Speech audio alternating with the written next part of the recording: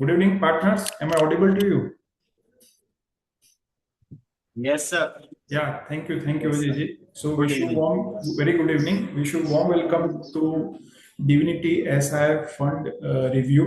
आज मुझे खुशी है कि हमारे साथ राजेश भाटिया सर है. Rajesh Bhatia sir is a Chief Investment Officer in ITI Mutual Fund, and it is one of the most experienced and expert professional in the long short category. Okay, तो करीबन करीबन सर का 18 प्लस ईयर का experience है. पिछले 8 साल से ITI mutual fund का ऑलरेडी लॉन्ग शॉर्ट फंड है इक्विटी में एआईएफ कैटेगरी में. ओके, तो रिसेंटली अप्रैल 2018 में ITI long short equity AIF fund ने 8 इयर्स कंप्लीट किया. And if I just summarise what happened in the 8 years, so it consistently better downside protected compared to the index nifty 50 and delivered the nifty 50 plus to return over a period of 8 years. Okay, कहीं ना कहीं हम कह सकते हैं कि risk profile जो है उसकी बेफ काइंड ऑफ प्रोडक्ट की है.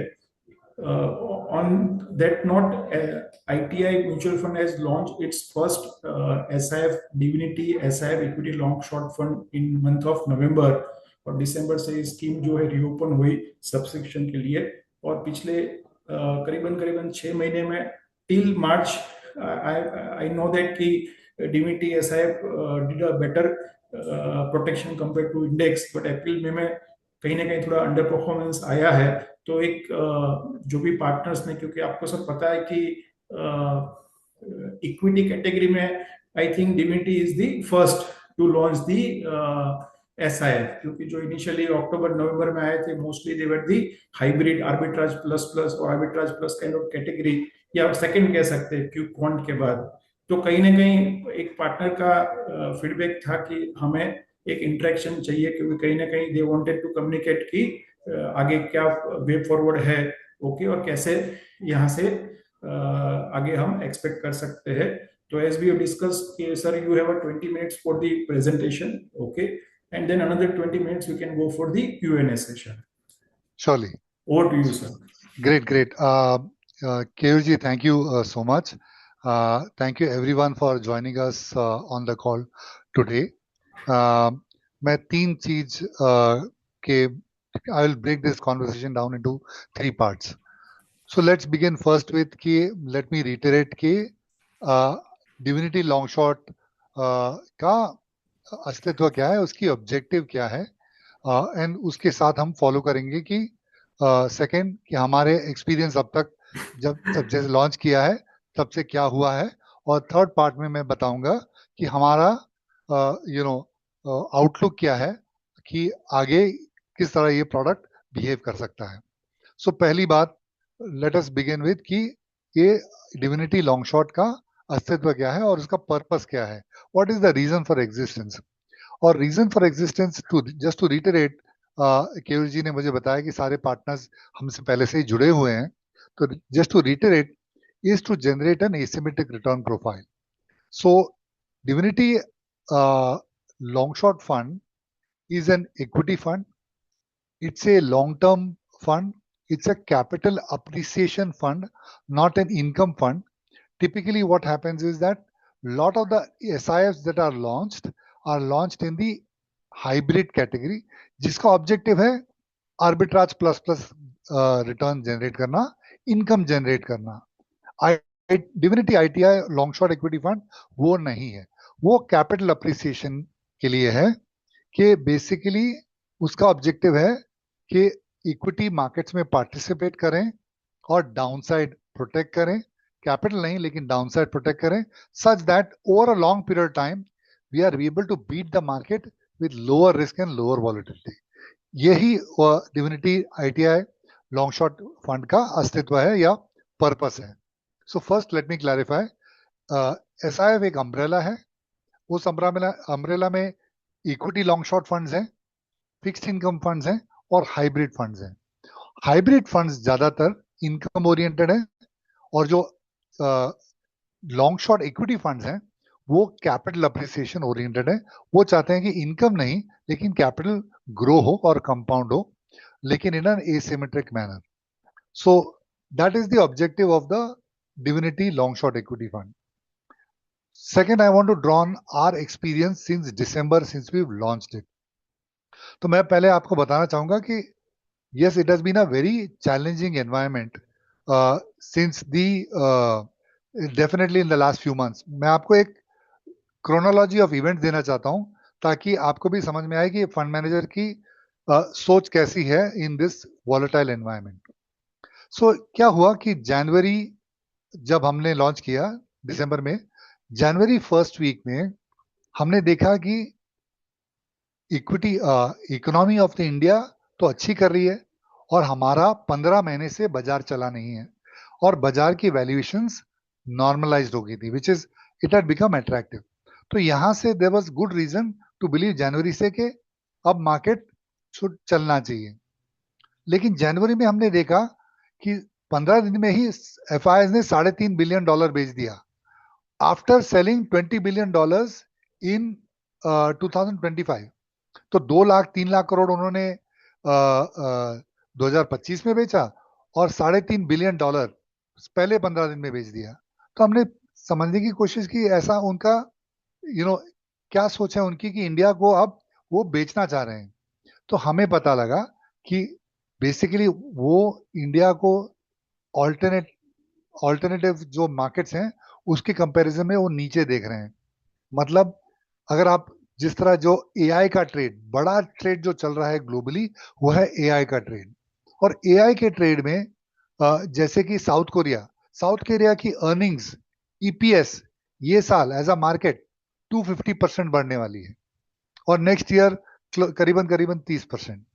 और हर एक मार्केट ताइवान, जापान, यूएसए, ये सब 20-30% की ग्रोथ, ईपीएस ग्रोथ आज की तारीख में दे रहे हैं. सैमसंग एक ही कंपनी, राइट, करीबन करीबन $200 बिलियन क्या मुनाफा बनाने जा रही है ये साल. सो ये एआई ट्रेड की वजह से ये सब मार्केट्स को बहुत बहुत बड़ा फायदा हो रहा है. $200 बिलियन मैं आपको कॉन्टेक्स्ट में दे देता हूं. एसबीआई शायद $11 बिलियन का मुनाफा करता है, उससे भी कम, राइट. और खाली एक सैमसंग $200 बिलियन का मुनाफा करने जा रही है. तो इतना बड़ा अंतर है. तो ये जो एआई ट्रेड की वजह से जो बड़ी ग्रोथ जो दूसरे मार्केट में आ रही है, उससे हमने समझा कि एफआईआईस बोलते हैं कि हम यहाँ बेच के जो कैश मिलेगा हम वो दूसरे मार्केट में लगा देंगे जहां ग्रोथ ज्यादा है. ठीक है, वो एक थोड़ा बहुत सेटल हुआ. उस समय अगर आपको याद हो मिड कैप स्मॉल कैप बहुत जोर से गिरे, वो थोड़ा संभलते ही हमारे ट्रम्प जी ने जो लास्ट ईयर ही उन्होंने टैरिफ्स डाल दिए थे, बट 21 जनवरी को उन्होंने अनाउंस कर दिया कि मैं ग्रीनलैंड पे अटैक कर दूंगा, राइट. सो उस वजह से ग्लोबल मार्केट 2-3% एक ही दिन में गिर गए और एक नया चैलेंज आया, राइट. तो हमने कहा ये भी सेटल हो जाएगा. Let's look forward to the budget. February 1 को बजट है. मैं आपको एक कॉन्टेक्स्ट दे रहा हूं कि किस तरह की इवेंट्स हुए हैं इन द लास्ट 4-5 मंथ्स. हमने सोचा कि R F M will give us some reprieve और ट्राई टू ब्रिंग बैक जो डिबेट आज भी चल रही है कि आप कैपिटल गेन्स एफआई का निकाल दो ताकि वो लोग वापस आ जाए. तो हमने सोचा कि कुछ शायद वो कंसेशंस दे दें. इंस्टेड उन्होंने एसटीडी बढ़ा दिया. एक दिन में, जिस बजट के दिन में रविवार था, बाजार 2% नीचे गया. ठीक है, वो अब्जॉर्ब हुआ. नेक्स्ट दिन फॉर्चुनेटली ट्रम्प ने वो हमारा US India trade deal sign कर दिया. ऐसे ही एक न्यूज आई और बाजार 4% ऊपर गया, राइट. एंड वो संभला, that period got over. Suddenly Anthropic ने क्लॉड अपना एक एआई लॉन्च किया, जिस वजह से आईटी शेयर्स में 20 से 30% की गिरावट आई एक महीने में. वहां अराउंड 20-30% की गिरावट आई. वो फरवरी सेकेंड हाफ में हुआ. फिर वो संभला, आईटी शेयर संभले. फिर हमें पता चला February 28th, the last day of the trading day of February, suddenly 3 और 3:30 बजे के बीच में बाजार 1.7% गिरा. हम पूछ रहे थे मार्केट में, भाई ऐसा क्या हुआ कि market last half an hour में 1.7% क्यों गिरा ऑन अ फ्राइडे? वीकेंड में पता चला US and Israel have attacked Iran. So Monday को first day of the trading week of March, again the market was down. So 2 दिन में 3.5% बाजार गिरा. उसके बाद March was a very treacherous month. March में ही करीबन 11-11.5% निफ्टी गिरा, मिड कैप और स्मॉल कैप और गिरे. 30 करीबन करीबन लास्ट डे ऑफ मार्च में ट्रंप ने कहा कि हम we will destroy the entire Iranian facility. But fortunately that day market bottom. That was the bottom of the market on the last day of March. And उसके बाद 2 दिन में 6th and 7th April, if I'm remembering correctly, एक दिन में market went up 4%. And from 8th April to 8th May, the market was flat, right? And after that, subsequently, as you know, it came down. Last day of the month, it came down 1.7% again. So this is the market that we have been going through, which has been extremely volatile. So I'm just telling you कि एक context है कि of the market being extremely volatile, and to that extent, what we had been using as a process, हमारा process क्या है? 2 fold है. एक stock picking का process है और एक exposure management का process है. अब ये volatile process में जो how much exposure to have, वो has become a little challenging. So I must be honest with you कि it has been a little challenging कि should we be higher or should we be lower in this volatile period, right? Because it is हमारा market 2 साल करीबन 2 साल से चला ही नहीं है, तो स्टॉक्स बहुत चीप हो गए हैं. अगर मुझे आप पूछिए, private banks are extremely cheap, life insurance companies are extremely cheap, telecom companies are extremely cheap, IT companies are extremely cheap. हमारे लार्ज कैप्स चीप हो गए हैं, not only reasonably price, they become cheap. Whereas I would say that cannot be said of mid cap and small cap, which may be slightly expensive. Some pockets of mid caps are very, very expensive. They are almost like in a bubble. But large caps in general are very, very cheap at this moment because there is consistent pressure of FIIs selling, and there is a challenge कि Iran war can lead to macroeconomic instability. But we have gone through this phase. So अगर आपने देखा, जैसे कि QA भाई ने बताया, मार्च में जब बाजार 11% गिरा तो हम तैयार थे, बिकॉज हमारा प्रोसेस काम आया, क्योंकि वो एक तरफा गिरा. एक तरफा जब बाजार मार्च में गिरा तो हम आई थिंक 2.75% कुछ गिरे, जब मार्केट 11-11.5% था. लेकिन उसके बाद लाइक आई सेड कि एक दिन में बाजार 4% और 7% ऊपर गया in April, but the war was still on. So हमने जो प्रोसेस यूज किया टू प्रोटेक्ट, वो हम एक दिन में नहीं बदल पाते in terms of taking an extra position. And we decided also कि we will not take an aggressive position. Yes, बार बार एक थीम आती थी कि the war is getting over. आज की तारीख में भी Iran, the US is continuously saying the war is getting over. मैं आपको बता दूं, the war gets over then हमारे लार्ज कैप्स इतने चीप हैं कि they will bounce back 15% without too much effort, right? So अगर हम देखें कि whether we need to be 30, 40, 50% invested, there is a good reason to be invested, given that if the Iran war gets over, then we will go up, right? So that was the phase that was there in April. But since the war has not gone down, it's not over, the thing has come back. Now, given this volatility of since March, particularly in April, what we have learned is not to preempt. ये हम जज नहीं कर पाएंगे कि war खत्म हो गया कि नहीं, क्योंकि हमेशा ये आता है कि वॉर खत्म हो गया, हमने साइन कर दिया डील, ऑयल प्राइस 30% नीचे चला जाता है, लेकिन उसके बाद पता चलता है कि वॉर खत्म नहीं हुई, right? So yes, stocks are cheap, but आगे चल के, सो ये मेरा थर्ड डिमेंशन है कि अगर ये वॉर खत्म हो गई तो हमारे large caps, which is where we are, हमारा ज्यादातर पैसा लार्ज कैप एक्सपोजर में है, वो मेरे ख्याल से काफी अच्छा बाउंस दे सकते हैं, राइट? पहली बात, because they are cheap right now, right? So if the war gets over, we are cheap. We have not done anything for 2 years as a market. We will benefit from that uprise that takes place, right?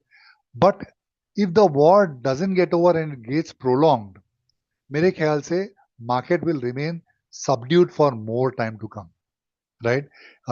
Large caps are cheap enough.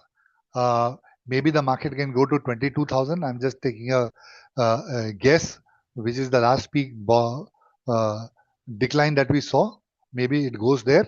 But मेरे ख्याल से beyond that, unless there is a global crisis, I don't think we are going to go beyond that 22,000. So जो भी downside है, that is what we will go through. But if the war continues, then companies के margin को impact आ सकता है, हमारी micro economic conditions can be a little more difficult. इसके वजह से मुझे लगता है कि और ये ड्रैग होगा of making in terms of कि upside will remain restricted if this challenge continues. So what are we doing? We are remaining invested. We are in the large caps. We are trying to find stocks which will benefit even in this environment. So some of the stocks that we have bought are in the category where regardless of the war, those business models have become cheaper and they become better. हमारा exposure हमने कम कर दिया है because अभी भी war खत्म नहीं हुई, तो हमारा एक्सपोजर 25 और 35 या 40 है, उठ से 25 और 40 के बीच में रेंज करता है, depending upon how tactically we are moving the exposure. So 25 और से 40 के बीच में हमारा एक्सपोजर है until the war gets over. If the war gets over, we will increase our exposure even more and try to benefit from that upside because मुझे लगता है कि large cap cheap है. If the war doesn't get over, we are not going to go beyond 40%, even if the whatever statements may come. We may try to bring it down also and to try to protect your downside as you move forward. So that is our broad plan. Keep it between 25 to 40 until greater clarity comes on the war. I know that we are down about 9. I think we would have been, अगर हम सब कुछ ठीक भी करते, मेरे ख्याल से we would have still been down about 5. So जो एक्स्ट्रा है, मैं मानता हूं कि वो हमें उतना 9% डाउन नहीं होना चाहिए था, ये मेरा मानना है. Maybe we are down less than the market, but that is not a consolation for me as a fund manager. This volatility has been has made my decision making a little difficult. I must admit to you कि मेरा इतनी volatility से मेरा decision making कि कितना exposure रखना है वो थोड़ा difficult हो गया है. Cheap stocks have become cheaper. मतलब मेरा, अगर मैं मान लीजिए मेरे पास भारती है, तो भारती 2200 वाला 1800, जो मुझे लगता है कि it's one of the better companies, but वो भी कम से कम 20% गिरा है. HDFC 800 में भी चीप लगता था, अब it's become closer to 700. So I think the stocks are cheap and the stocks have good visibility of as you move forward. So I don't think that's as much of a problem. We would have still fallen 5% in this kind of an environment. We have fallen a little more than what I would expect. But from here on, what we are trying to do is make sure that we don't lose as much money. We keep 25% to 40% kind of an exposure and hope that the Iran war gets over so we can capture the upside. That is the summary of what I wanted to say. Kevir bhai, over to you. Yeah, thank you very much, Rajesh sir, for your insightful discussion and presentation. So let one by one, I'll open for the question and answer session. Okay, just 1 minute, sir. Yes, Chandramohan जी ने बहुत अच्छा काम किया है. I am sure कि he has achieved 3 CR plus AUM and Divinity is the one of the 30% contribution. बताइए चंद्रमोहन जी. Sir, concern is not that because nobody has control over the market. Market will behave in its own way. The whole idea of going into SIF was that we'll contain the downside as much as possible. I'm not bothered whether Iran war will continue for another 6 months. Neither we are Donald Trump nor we are somebody in Iran. Correct. But we need to ensure that we are falling less than the market. And whenever market gives us an opportunity, we should do better than that. But that is something which is not happening. So I'm not able to address my clients. So 8.5%. I mean, there are 4, 5 clients whom I have given. So one client is pretty aggressive. He compares with me index कितना गिरा है और divinity कितना गिरा है. He says, sir मुझे समझ में आता है आप क्या बोलते हो. आपने बोला कि नॉर्मल बाजार में 5 साल या 5.5 साल में पैसा डबल होता है अगर 13-14% रिटर्न आता है. तो अपना 1-2% ज्यादा आएगा. तो अपन we should be able to do that better. But अपन तो मार्केट के साथ ही गिर रहे हैं और मार्केट जब चढ़ेगा हमारा शॉर्ट पोजीशन भी होगा, तब हम अपसाइड भी पूरा कैप्चर नहीं कर पाएंगे. So what is my answer to this client? So my sense is that yes, जैसे कि मैंने आपको बताया कि जब मार्च में गिरा तो you saw our process work, right? When the March fall happened, when basically see of 11.5%, we fell about 2.5. So that process definitely worked at that time. It's because of the nature of this volatility. April again, moving up, and when हमारा process कैसे काम करता है, which has worked for 18 years by the way, कि we follow, our risk management follows two things. One is knowledge and one is process. Where are we on the market cycle? Where are we on valuations? And where are we on the sentiment cycle? Right? I would have explained that to you earlier. Now, given this volatility of the war, is it getting over, not getting over? Right? And given the market is cheap, so if I look at it, in the cycle, we are at the beginning of the cycle. In valuation, we are at the low point of the cycle. In terms of sentiment, we are at the worst point of the India sentiment. So in terms of flows is the only challenge where again we are at the lowest point. FIs have not invested for 5 years. So in a lot of areas, I see market is actually at the low point of where it should be. And that prevents me from taking a very, very low position. Why am I not 10% only? Especially if the market starts to go up, because then the process layer takes over. That the market is so cheap that in case the Iran war gets over, then I should be increasing my position because we are at the bottom as far as so many areas are concerned, right? So, but when I do that, as soon as I take my process layer, process layer में है कि बाजार नीचे जाए, reduce our position, and ऊपर जाए, increase our position. That when we reduced our position in March, it helped us tremendously. But as soon as we increased our position, because in one day, in April, the market went up 4%. And after that, it was flat. And it came down eventually.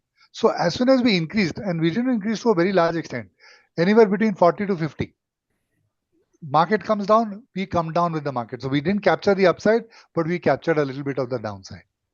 So that's why the mathematics became a little sour. So the point I'm making is, given this profile of what has happened, we have decided that we are not going to preempt the war. अभी हम war किस तरह जाता है वो हम नहीं देखेंगे. वो क्योंकि आज भी ट्रम्प बता रहा है, मेरा तो आज मीटिंग होने वाला है ईरानियन प्रेसिडेंट के साथ, वो सुप्रीम लीडर के साथ. We are not believing that. We are saying we will focus on 25 to 40% exposure and stocks which are cheap and keep our exposure limited. I cannot take it to 10% also, because stocks सब चीज में जो मैं measure करता हूँ, are stock cheap? Yes. Is the economic cycle at the bottom? Yes. Is sentiment worst? Yes. Are the flows at the worst? Yes. So सब एकदम bottom पे है. So I don't want to take a too low a position, but my sense is 25 to 40% is the right kind of a bandwidth to go with, and over time we will kind of address this as well. ये जो मार्च की अप्रैल की volatility थी, that was a little very high because SIP flows keep coming into the Indian markets. I think as you move forward, that kind of volatility, which is enthusiasm from domestics also, I think will kind of rationalize, and that should also help us to manage the exposure much better.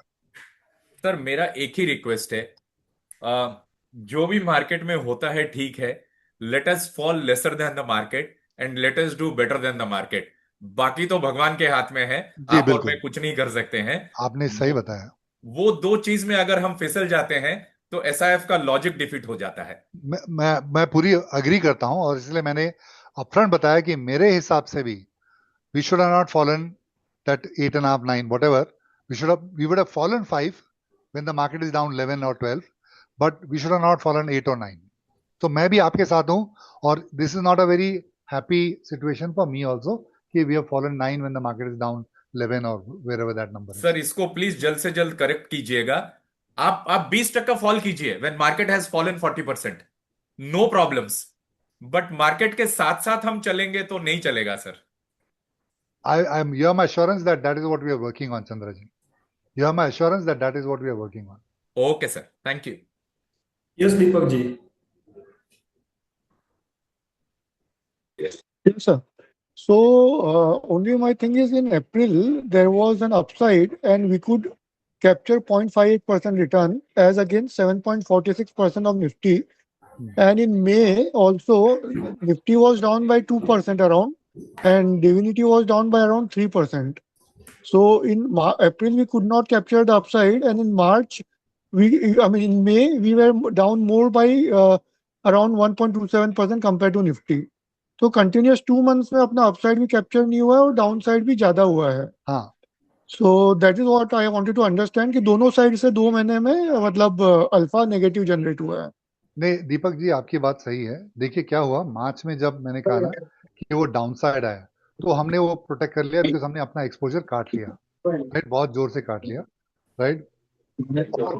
अभी भी war खत्म नहीं हुई, लेकिन 2 दिन में, particularly एक दिन में, वो 7 में से 5-6% वो 1 या 2 दिन में ही कैप्चर हुआ, right. And war was still going on. Trump was still saying I am going to bomb the entire Iran. In that context, we could not increase our exposure. But suddenly the market started feeling, and oil price आपको याद हो $120 से $80, $90 एक दिन में गिर गया, right. और वो फिर वो मार्केट 1 या 2 दिन में 5-6% ही चल गया, और वो 7 या 8 अप्रैल से फ्लैट था, ऑलमोस्ट 1 महीना, 8 मई तक it was flat, right. Now the thing is कि when the market went up, what happens is our process says if the market is going up to some extent and if the war is getting over, right, and if that is what the market belief is, we should increase our exposure. So we increase our exposure a little later. Let me be absolutely honest कि after the market had gone up, because of this peace is coming के लिए की वजह से हमने अपना exposure increase किया, लेकिन that from there on the market has not participated. In fact, it has participated to the negative side. So इसलिए वो जो 1 or 2% का जो आप डिफरेंशियल देख रहे हैं, आई एग्री, इट्स 2% में not, 2% is still 2%, but from a fund management perspective it's something that can happen in a day, right? So rest assured that that is a phase that of the market where our process could not control the outcome. This process has worked for us for 18 years. It did not work in the month of April, May because of this. The context I gave you of that 6 month is absolute volatility. How much exposure should I keep? If I keep a higher exposure and a downside comes, I am forced to reduce my exposure, and vice versa, right? So this volatility does not help our strategy in this kind of a phase. But rest assured, like I said, we are not going to go into this. We are mitigating our process for the moment and making sure that at least our downside is protected until the Iran war finally gets over and we see a more gradual upside. We are not going to necessarily increase our exposure. For the moment, that is what we are trying to do. Sir, I have 2 questions in this. First of all, as you explained that we have kept stocks mainly which are not connected with the war, so that they can. Yes. So I think that is something which should have protected our downside. And secondly, whenever market, say Strait of Hormuz opens up, market may go up by say 4, 5, 6%, maybe in a week's time. Then how quickly we will be able to increase our exposure and to what extent, so that we are able to capture the upside. So Deepak ji, that is what we tried to do. Now you can understand what I did in April. See, because the war is getting over and because we had fallen 2.5%, when the market went up 7%, I said, okay, मतलब ये बाजार 11% गिरा था और फिर ऊपर गया, मैं इतना ही गिरा था. When it went up, I increase my exposure. If you're understanding what I'm saying, that in case the war gets over, then I should increase my exposure. The same जो आपकी अपेक्षा है कि आप जल्दी बढ़ा देना भाई जब war gets over. That is what we tried to do in April, right? Or even though oil came down $30, even though all the statements were there, everything has been signed, but war did not. All that, there was a difference between the cup and the lip. 60-day peace announce हो गया था, right? All of that had happened. If you remember, बोला था 60-day peace. Oil prices came down, bond yields came down. So there was everything to say that the war is getting over. Right so हमने क्या किया जो बता रहे हैं वही हमने किया कि हमने एक्सपोजर इंक्रीज किया लेकिन वो इंक्रीज करने से when it came down because the war had not gotten over, right? So now we are saying after the war is certainly over, वो भी it's always a cup and the lip. Only that time we will increase our exposure. But by the way, we are going to keep a 25 to 40% exposure. So what will happen is, जैसे कि चंद्र जी ने बोला, even if you are wrong, market goes down, we will not lose as much as the market because our exposure is now from here on, it's only 25 to 40%. Number one. Second, if it goes up, we will still capture a good portion of the upside. So to that extent, that is what we are doing. And like I said, incrementally, we are focusing on stock specific activity as you move forward. So we are going to try and improve on what we have done. What is done is done. Now thing is, how do you improve? And by the way, जैसे केयूर जी ने बताया, हमने ये 18 साल किया है. It has been a volatile phase for us, but we can improve on this as you move forward. Okay, sir, I have one question, very different question. मैंने अभी SIF का अपना डिविनिटी का एक एक्सेल शीट डाउनलोड किया expense ratio का, क्योंकि अभी एज पर न्यू नॉर्म्स आपका BR अलग होता है, ट्रेडिंग कॉस्ट अलग होता है.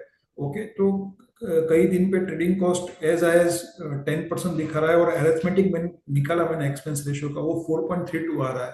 तो मुझे लगता है कि प्रीवियस जो स्टेज था उसमें ट्रेडिंग कॉस्ट नहीं था या अलग से ऐड हुआ, और उसका क्या इम्पैक्ट अपने, क्योंकि कहीं ना कहीं मुझे लगता है कि ये भी एक इम्पैक्ट है लोअर अल्फा के लिए. नहीं, ये जो ट्रेडिंग कॉस्ट दिखाना है ना, वो एक दिन का कॉस्ट वो एनुअलाइज कर देते हैं.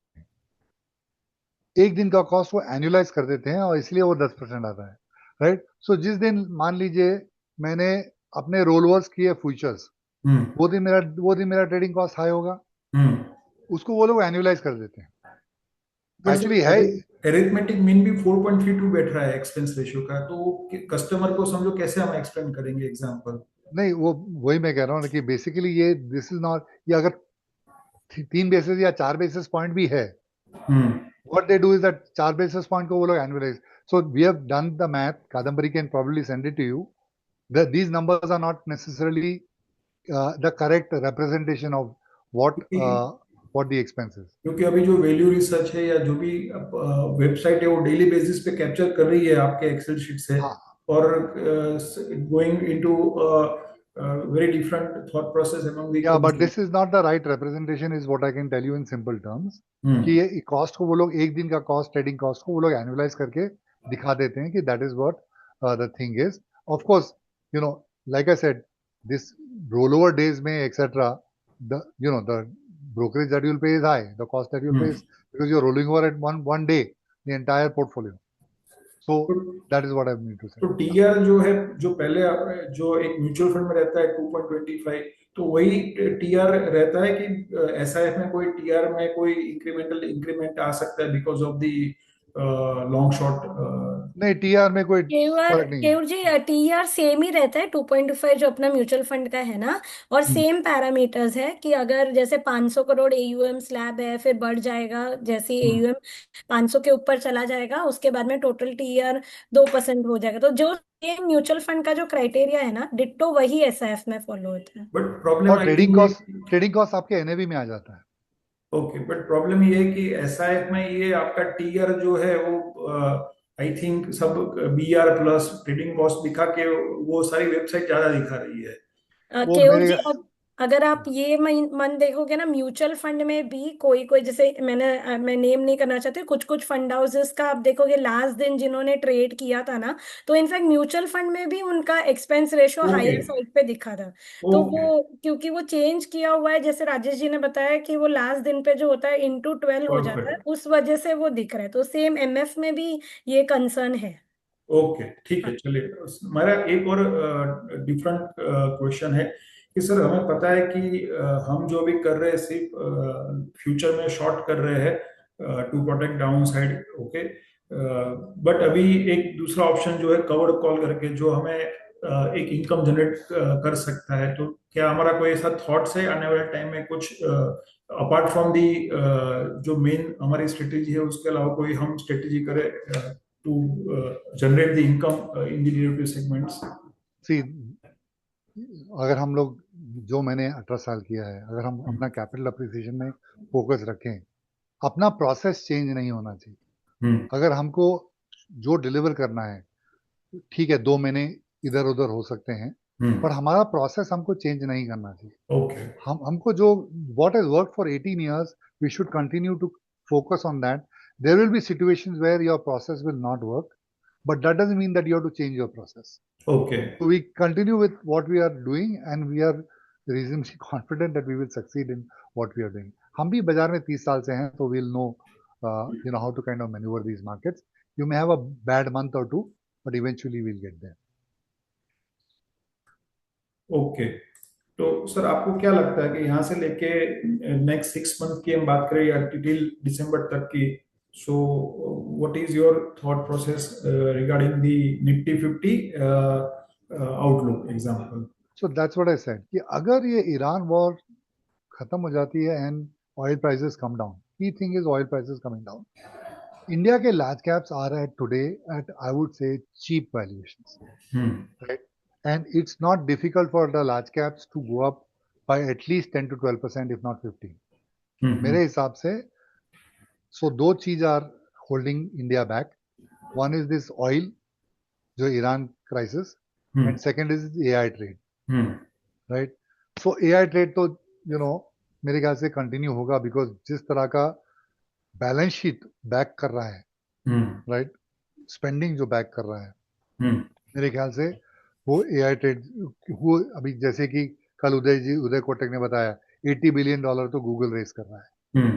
तो जिस तरह की बैलेंस शीट इन्वेस्ट कर रही है एआई में, मुझे लगता है कि एआई ट्रेड और चलेगा, राइट।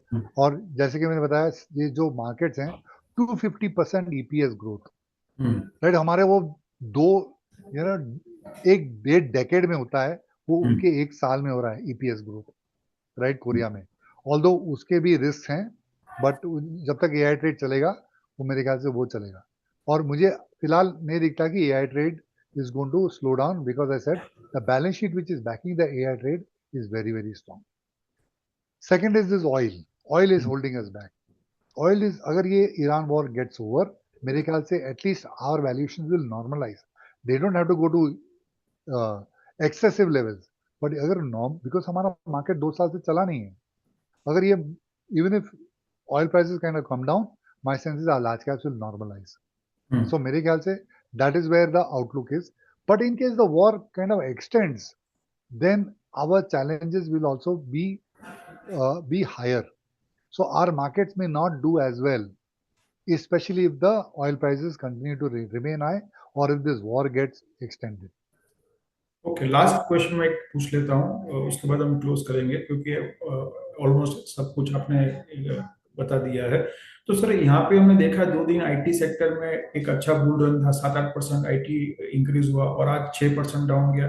तो ऐसे कोई शॉर्ट टर्म ट्रेडिंग अपॉर्चुनिटी में कहीं पे हम पार्टिसिपेट होते हैं?